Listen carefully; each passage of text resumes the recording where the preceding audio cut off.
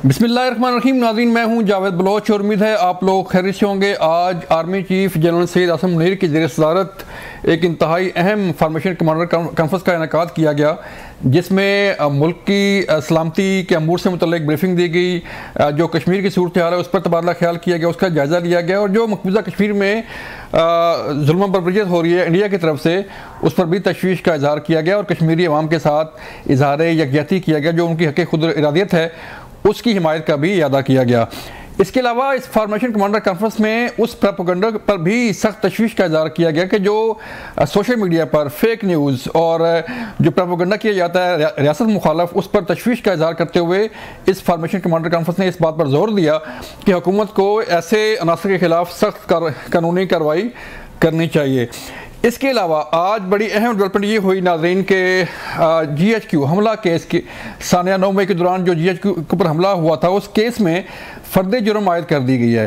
तहरीक इंसाफ के बानी चेयरमैन समेत 100 के करीब जो लोग हैं उन पर फ़र्द जुर्म आयद हुई और उमर अयूब को भी गिरफ्तार कर लिया गया, राशिद शफीक को भी गिरफ्तार किया गया और बाकी राजा बशारत और दीगर लोगों को भी गिरफ्तार कर लिया गया। ये बड़ी अहम डेवलपमेंट है। और इसके अलावा एक और अहम डेवलपमेंट ये है कि आज उन 12 लोगों के खिलाफ सोशल मीडिया एक्टिविस्ट जो हैं जिनका तल्लुक तहरीक इंसाफ से है और तहरीक इंसाफ के सोशल मीडिया से है, उनके खिलाफ भी मुकदमा दर्ज हुआ है, जो कि ब्लू एरिया से मुतल्लिक जो है वो सोशल मीडिया पर फेक न्यूज़ फैला रहे थे, प्रोपेगेंडा कर रहे थे, उनके खिलाफ भी कानूनी कार्रवाई का आगाज़ कर दिया गया है।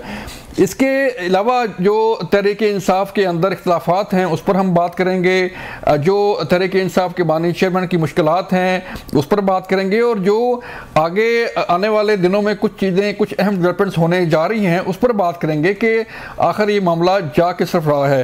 हमारे साथ आज मौजूद होंगे हमाद हसन साहब, सीनियर तजज़ियाकार हैं। हमाद भाई, शुक्रिया वक्त देने का। PJ मीर साहब होंगे हमारे साथ, लाहौर से ज्वाइन किया है। PJ मीर साहब, आपका शुक्रिया। और हमें ज्वाइन कर रहे हैं इसार राना साहब भी सीनियर तजज़ियाकार हैं, उनसे भी हम बात करेंगे।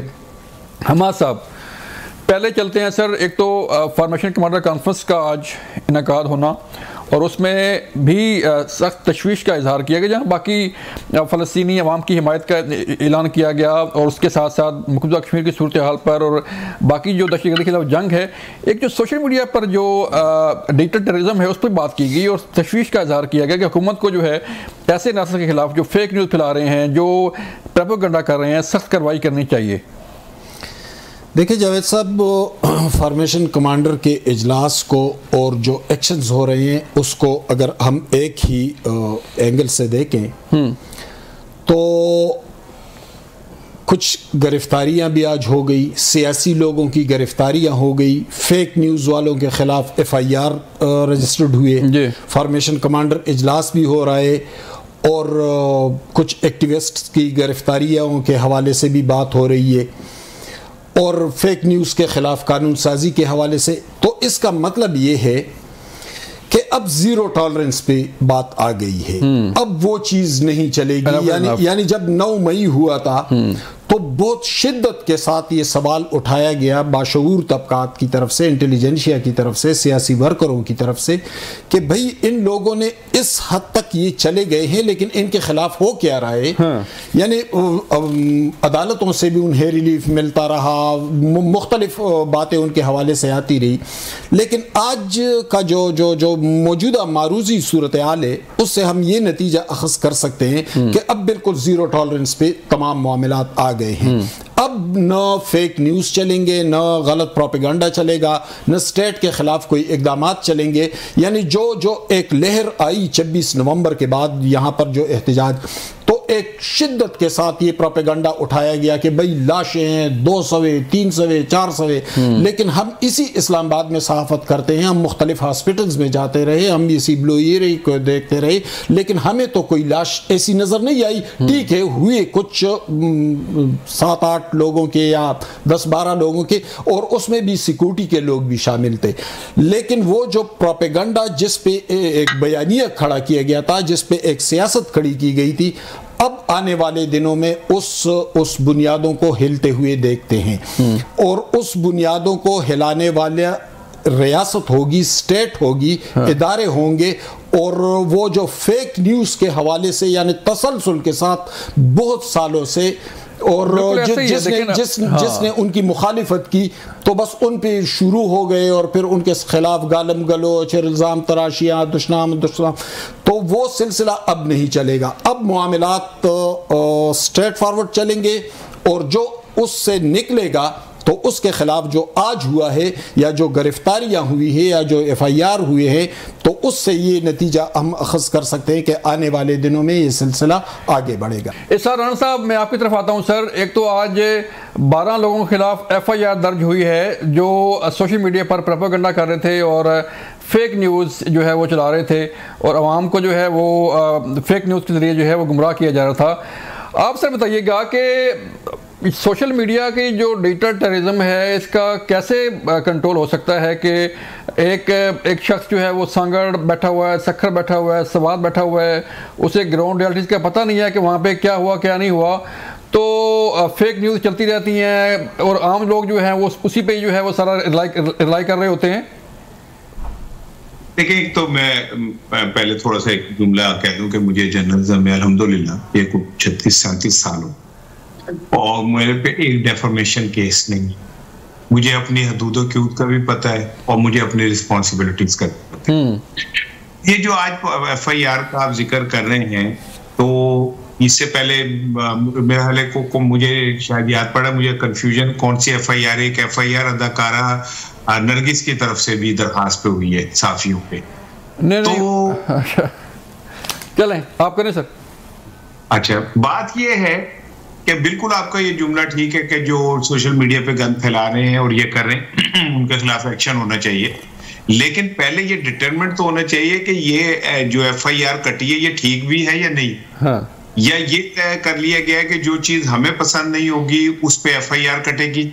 हाँ। जो साफी हमारी मर्जी की बात नहीं करेगा उसकी जबानबंदी करेंगे हम उसे, या जो साफी हमारे नैरेटिव से टकराएगा उसकी ऐसी की तैसी फेर देंगे हम। हाँ। तो ये तो पहले हमें ये तय करना चाहिए ना कि ये जो मौजूदा हुकूमत है आखिर इसके पेट में इतना क्यों मरोड़ उठ रहा है, कभी टीका का, कभी साइबर उसका, कभी उसका, क्यों नहीं ये सच्चाई को फेस कर पा रहे। मैं उनके साथ नहीं खड़ा हुआ जो झूठ बोल रहे हैं, ये जो फेक है वो करते हैं, लेकिन मैं उनके साथ खड़ा हुआ हूँ जो बात करते हैं और उन्हें बात नहीं करने दी जाती।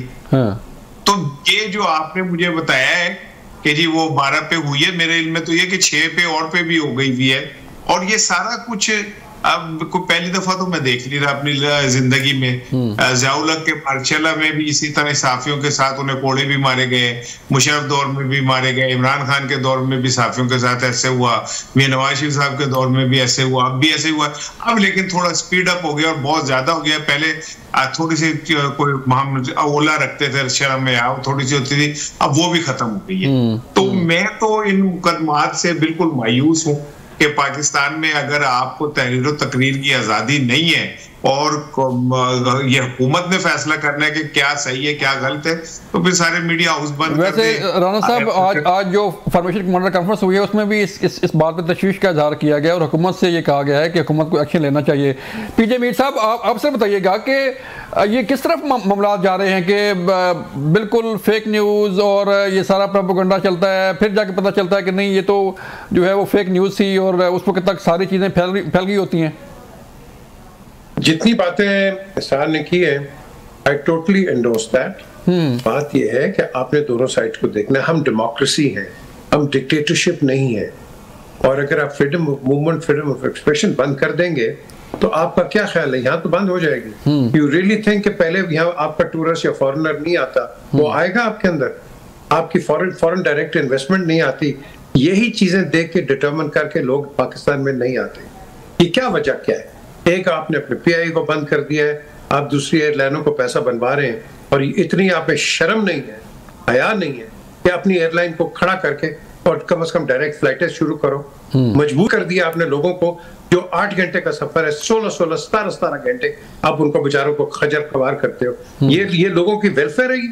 द क्वेश्चन इज कि जो गलत काम कर रहा है उसको पकड़ो, कोई नहीं इसको डिनाई करेगा, पकड़ो, बंद करो, but there is a way of doing it. आप अथॉरिटेरियन या डिक्टेटोरियल तरीके से नहीं कर सकते।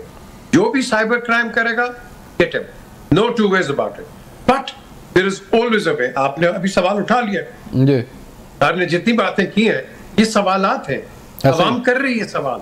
तो द थिंग इज कि आप कब तक, वो कहते हैं ना how long is a piece of string, वो टूट जाती है, अल्लाह ना करे ये टूटे।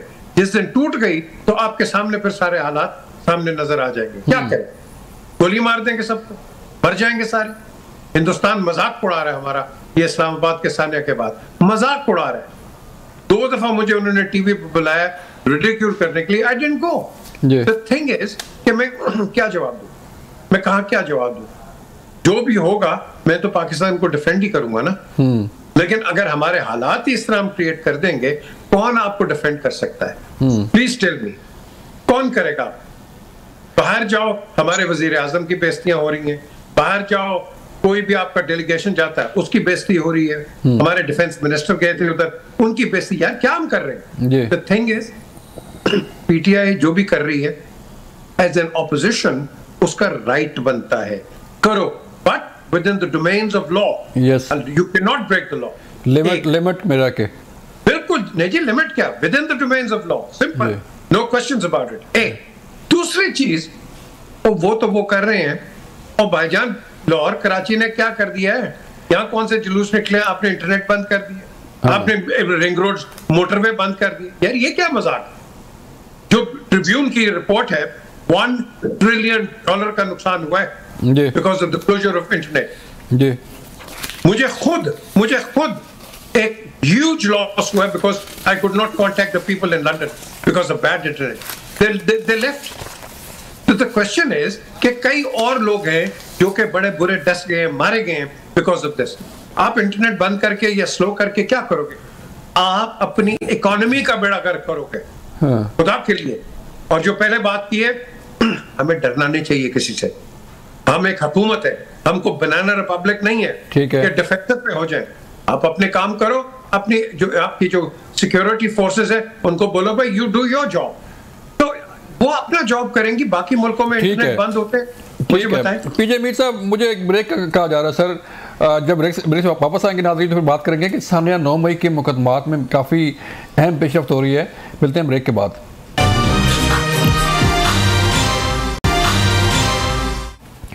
वेलकम बैक नाज़रीन। आज सानिया 9 मई के मुकदमा में जिसमें GHQ हमला केस था, ये इस पे जो लोग हैं जो मुलज़म थे उन पर फर्द जुर्म आयद की गई है। तहरीक इंसाफ के बानी चेयरमैन इमरान खान समेत उमर अयूब गिरफ्तार हो गए, राजा बशारत गिरफ्तार हो गए। हमाद साहब बताइए सर, एक तो लग ये रहा है कि अब चीज़ें वाइंड अप होना शुरू हो गई हैं, और जो आप बात कर रहे थे कि 1.5 साल होने को है सानिया 9 मई को, अभी तक कोई सजा जदा नहीं हुई और ना ही जो है वो कोई, एक तो मिलिट्री कोर्ट का मामला जो है वो अभी पेंडिंग है सुप्रीम कोर्ट में। लेकिन अब जो फर्द जुर्म आयद हुई है, इससे आपको अंदाज़ा हो रहा है कि हालात किस तरफ जा रहे हैं?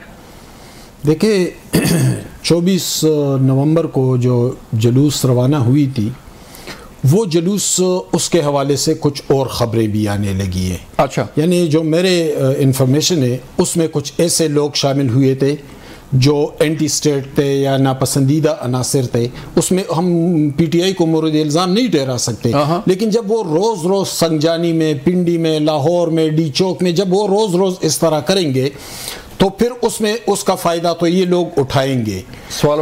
यानी जुनूबी अजला के एक ज़िले में कुछ ऐसी चीज़ें नोट की गई थी और फिर उनके कुछ लोग इस जलूस में भी शामिल हुए थे। जैसे वो DP ओटक कह रहे हैं कि 89 लोग ऐसे थे, 89 ये वही लोग थे, 500-600 के करीब लोग थे। और उसमें से 89 जो DP वो अटक कह रहे हैं, तो वो गिरफ्तार जो हुए हैं जिनकी कोई आइडेंटिफिकेशन नहीं है, ये वही लोग हैं। अच्छा। जो मैं बात कर रहा हूँ कि जुनूबी इस्लाम में कोई उनकी कोऑर्डिनेशन हुई थी।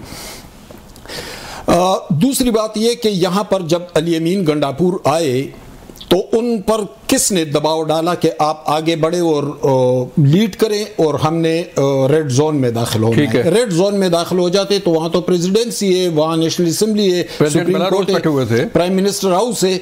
ये लोग वहाँ पहुँचते तो फिर वहाँ पे क्या होता, और फिर पूरी दुनिया का जो इंटरनेशनल मीडिया है उसका फोकस यहाँ पर होता, और यहाँ पर जो सानहा खुदा न ख्वास्ता रुनुमा होता तो पाकिस्तान का क्या इमेज जाता। अली अमीन गंडापुर को जब इसका एहसास हुआ कि ये तो मैंने गलती कर ली, तो उसने जाकर बुशरा बीबी से भी यही कहा, और फिर दोनों यहाँ से भाग भी गए।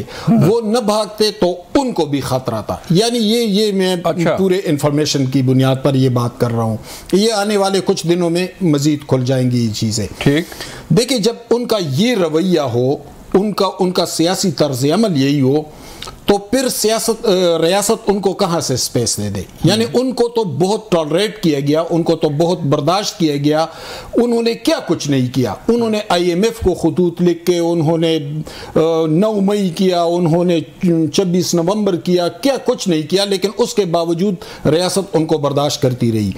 लेकिन इसके बावजूद वो आगे बढ़ते रहे और उन्होंने सियासत की बजाय एक मुतशद्दिद ग्रोह का वो तर्ज अमल अपनाया। अब जो आज जो डेवलपमेंट हो रही है उमर अयूब की और बाकी लोगों की, उमर अयूब और राजा बिशारत की गिरफ्तारियां जो आज हुई है ना, तो इसका मतलब ये है कि इंडिकेशन दे दिया रियासत ने कि बस यहाँ से आगे कुछ नहीं।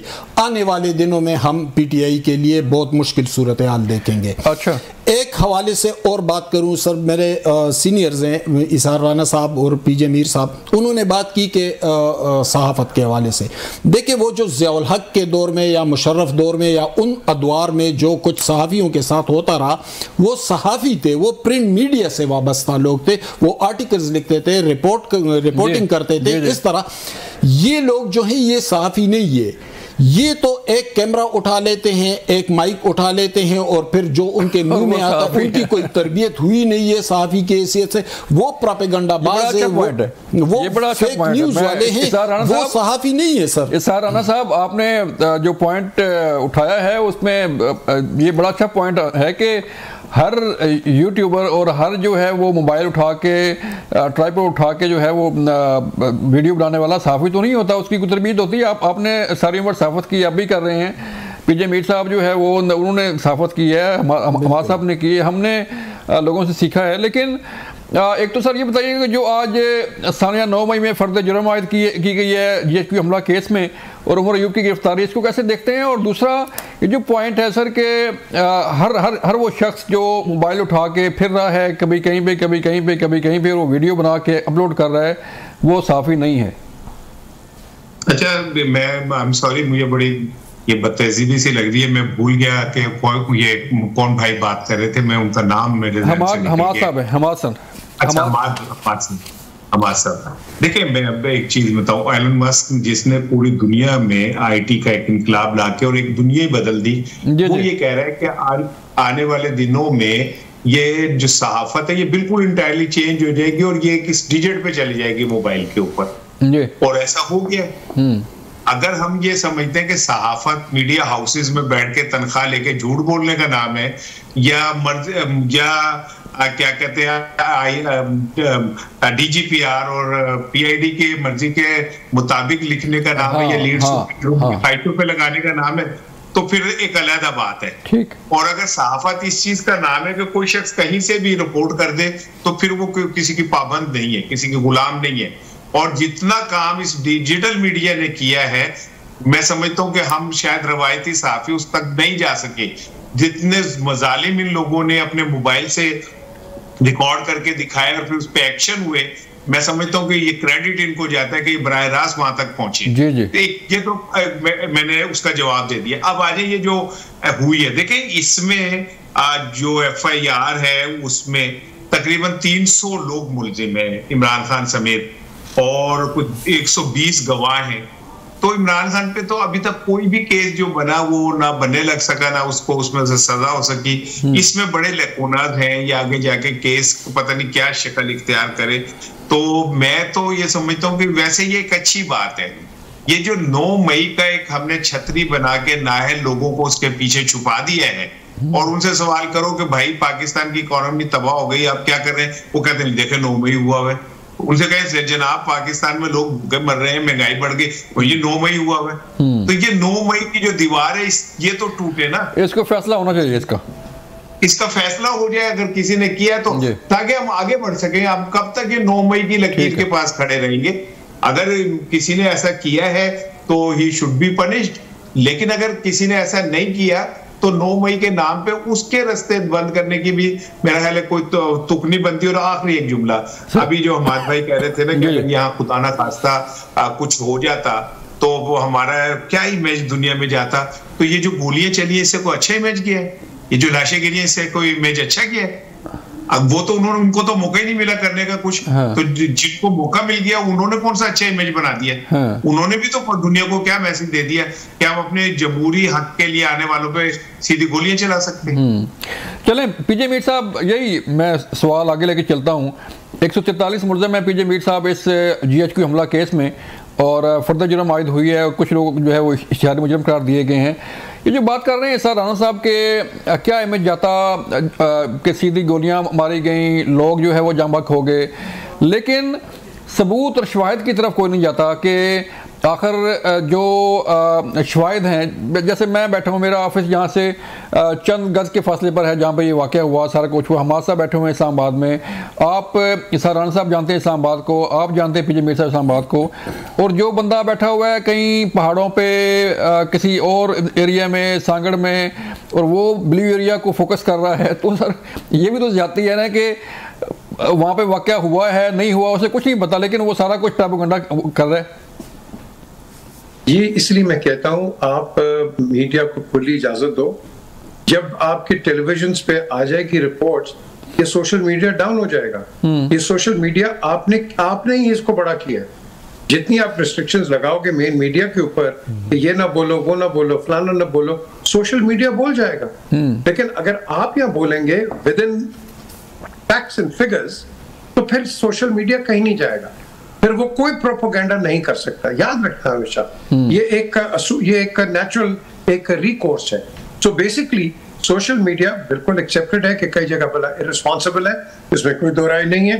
लेकिन क्वेश्चन इज कि जब आप मेन मीडिया पे प्रेशर डालेंगे तो फिर उसके रिपरकशंस होते हैं, और रिपरकशंस यहीं से निकलते हैं। आप कब तक बंद कर लोगे? कब तक आवाज बंद कर लोगे? आज मेरे पास लंदन से और अमेरिका से वीडियोस आ रही हैं। अब ये अमेरिका और लंदन में सर्कुलेट कर रही हैं, तो किस इमेज खराब की बात कर रहे हैं? इमेज तो खराब हो गया, छोड़ दें आप, ये हो जाएगा, हो गया। तो द क्वेश्चन इज कि इसके अंदर बड़ी रिजेंटमेंट है।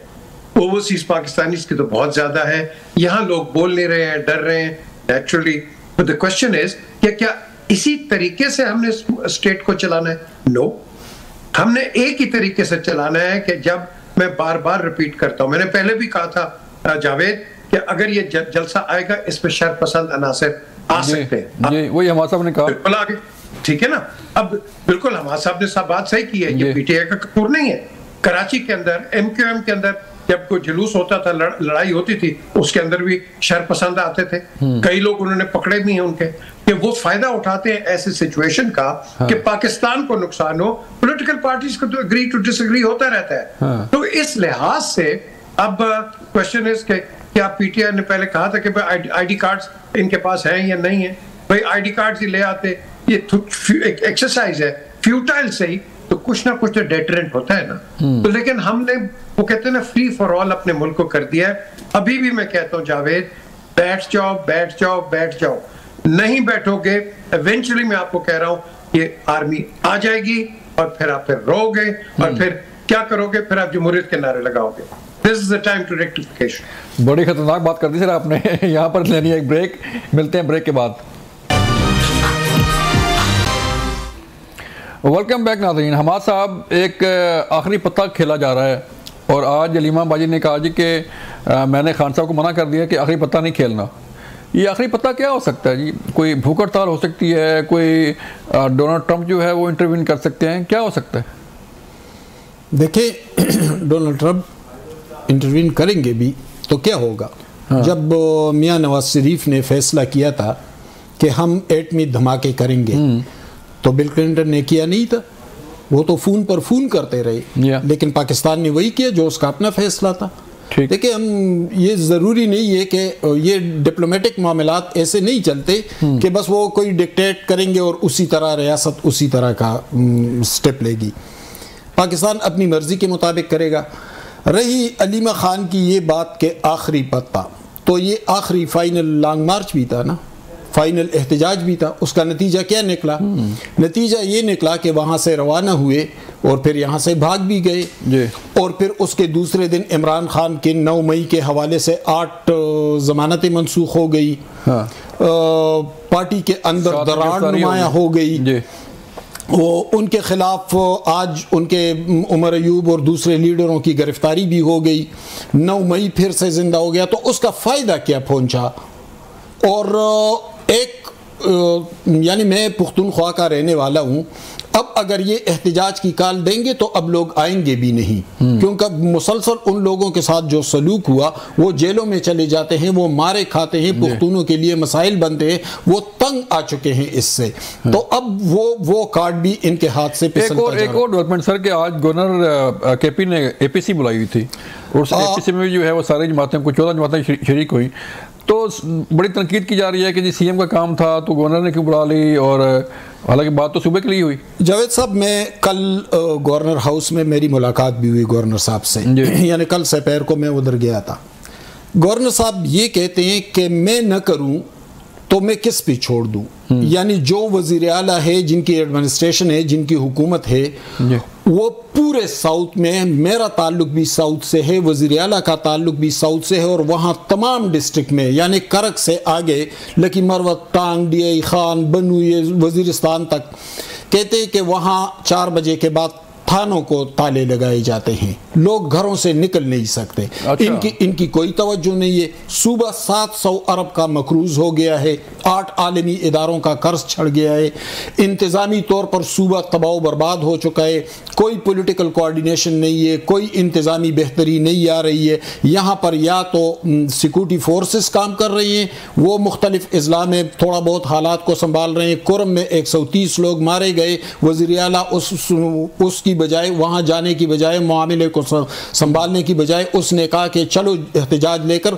डी चौक की तरफ चलते हैं, कैदी नंबर 804 को लाते हैं। तो उस पर तवज्जो देने की बजाय वो कि ये कर रहे हैं। मैंने पूछा गवर्नर साहब से, उन्होंने कहा मैं क्या करूं, मैं तो गवर्नर बैठा हूं, मैं तो उन लोगों को बुलाऊंगा कि खुदारा सूबे पर रहम करें। बिल्कुल ठीक है। सर साहब, आपसे बताइएगा कि ये क्या आखिरी पत्ता हो सकता है? आज अलीमा खान ने भी ऐलान किया, इससे पहले फिर मजे की ये भी एक बात है, जो बात डिस्कस की जा रही है पार्टी के अंदर तहरीक इंसाफ के, कि जो तहरीक इंसाफ के बानी चेयरमैन के ख़ानदान के लोग हैं वो ही अनाउंसमेंट करते हैं एहतजाज की, जैसे कि 24 नवंबर का एहतजाज जो है अलीमा खान ने अनाउंस किया, बाकी जो फैसले हैं उषा बीबी या अलीमा खान के हाथ में होते हैं। तो ज़रा बताइएगा कि क्या ऑप्शन क्या रह गई है तहरीक इंसाफ के बानी चेयरमैन के पास? देखिए, पहले तो हमाद भाई की बात को मैं चाह रहा था थोड़ा आगे करूं। उन्होंने जो बिल्कुल केपी का नक्शा खींचा है, हाँ, कि कर्जे चढ़ गए हैं 8 उनके, और ये वो, अब तक यही फार्मूला अगर विफाक पे अप्लाई करे तो शहबाज साहब को तो 2 मिनट भी हुकूमत करने का हक नहीं होना चाहिए। क्योंकि उनकी हुकूमत के दौरान मुल्क के अंदर जितनी दहशतगर्दी है, और ये फार्मूला अगर उन पे अप्लाई करे तो फिर तो उन्हें 1.5 सेकंड भी हुकूमत नहीं करनी चाहिए। ठीक है ना? तो ये फार्मूला तो खैर ऐसे ही, और जो ये जमातें इकट्ठी हुई थी ऑल पार्टीज कॉन्फ्रेंस में, इन सब के भी वोट मिला लें तो पीटीआई से ज्यादा नहीं बनते केपी में। तो ये तो खैर ऐसे ही खाने पीने का अच्छा बनना चाहिए। आगे अब जो आप बात कर रहे हैं कि अलीमा खान क्यों ऐसे करती हैं, और आखिरी पता क्या हो सकता है? अलीमा खान वही कर रही है जो फातिमा जिन्ना करती थी कायदे आजम के लिए। बहन अपने भाई के साथ खड़ी होती है उसकी पॉलिटिकल स्ट्रगल में, और अगर तमाम जमात के, अब ऑलमोस्ट तमाम लोग जो है कंप्रोमाइज्ड हो जाएं, और वो इमरान खान के साथ भी हो और वो एस्टेब्लिशमेंट के भी साथ हो, तो फिर किसी को तो आगे आना होता है ना, कि कोई तो आगे आके फिर वो उसको खत्म करता है। और आज इमरान खान से मुलाकात हुई उनके पुराने साथियों की, फवाद चौधरी की, मुसर चीमा की, वो तो ये इंडिकेशन इस बात की है कि वो भी अब इस बात को समझ रहे हैं कि मौजूदा क़यादत जो है ये किसी काम की नहीं है, और उनको कुछ और करना चाहिए। और आखिरी ये कि जो कार्ड वाली बात है ना, तो उन्होंने कह दी कल से ये उनके सेल की को 10 दफा तलाशी ले ली हुकूमत ने कि कार्ड कितने लुकाए हैं तुसी। कोई ये मोबाइल का कार्ड है, कोई ये शादी का कार्ड है, हाँ जी, जो उन्होंने छुपा लिया है। ऐसे ही है। पीजे मीर साहब, इसार राना साहब ने तो फरमा दिया कि जी अलीमा खान वही कर रही हैं जो फातिमा जना किया करती थी, और ठीक है, राना साहब का अपना मौक़िफ़ है। तो क्या ऑप्शन क्या रह गई हैं सर तहरीक इंसाफ के बानी चेयरमैन के पास? अभी जैसे आज फर्द जुर्म आयद हुई GHQ केस में, इसी तरह बाकी जो मुकदमात हैं 24 और 26 नवंबर के मुकदमात हैं उसमें गिरफ्तारी होगी। तो क्या अब होने क्या जा रहा है सर? मुझे वो हमजा शहबाज शरीफ का एक तकरीर में एक जुमला इस्तेमाल किया था कि करप्शन है, होती है और होती है, और वो सही कहते हैं। यहाँ पाकिस्तान में आके ठीक है, इमरान ने बोला करप्शन के खिलाफ, बहुत अच्छा बोला है, लेकिन खत्म हो गई? नहीं हुई। इनकी पार्टी के अंदर करप्शन हुई है। मैंने खुद जाके प्राइम मिनिस्टर हाउस में एक मिनिस्टर का नाम लेके बताया कि जब आपको $4 की LPG मिल रही थी और इवेंचुअली आपने जाके $11 के लिए, तो क्यों फिर ये रुकावट आई थी? जवाब मिला था मैं हमाद से बात करूंगा। और मैंने कहा यार हमाद से क्या बात करनी है, you the prime minister, you decide and find out. Government का एक टका नहीं लग रहा, एक बाउजर कराची के उधर लगवा रहे हैं, वो खुद लगा रहे हैं सारे, तो क्या प्रॉब्लम है मुझे बताओ। व्हाट द क्वेश्चन इज कि इनके अंदर भी, इमरान के पास देखो, इमरान की नियत पे मैं बिल्कुल डाउट नहीं करता, एब्सोल्युटली नॉट, कोई दो राय नहीं है। लेकिन इनके जो नीचे है ना, ये हवारी और चमचे और पैराशूटिस्ट, इन्होंने इमरान को मरवाया और मरवाते। अच्छा, मुझे अब किसने एडवाइस किया था कि बुशरा बीबी को आप आगे लेके आओ? She is a housewife, how can you compare her with Maryam Nawaz या बेनजीर भुट्टो या बेगम नसीम अली खान? नहीं, वो बड़ी, मैं क्या कहूं, लेकिन उनमें क्वालिटीज हैं बीजे मीर साहब, वो लीड कर सकती हैं। क्या मुझे बताएं क्या क्वालिटी है उनकी, क्या पॉलिटिकल क्वालिटी है? Please tell me. Simply because she is the wife of the chairman? That is no. हमारी तमाम लीडरशिप, बास, जरदारी, बेनजीर, इमरान खान, ये सारी लीडरशिप जो है ना, ये मारी जाती है इन चमचों के साथ। ये चमचे को गलत करते हैं एडवाइस, एक किचन कैबिनेट बना देते हैं, किचन के अंदर ना खाना होता है ना सिर होता है, कुछ भी नहीं होता, वो बेचारे को। लेकिन कैबिनेट होती है सर, लेकिन कैबिनेट होती है, तो कैबिनेट की कौन सुनता है? हाँ, सही है। चलें पी जमीर साहब, बहुत शुक्रिया सर, वक्त ख़त्म हो गया मेरे प्रोग्राम का। हमाद साहब आपका शुक्रिया, इसार राना साहब आपका शुक्रिया। नाज़रीन, ये था आज का प्रोग्राम, अपना ख्याल रखिएगा, अल्लाह हाफिज़।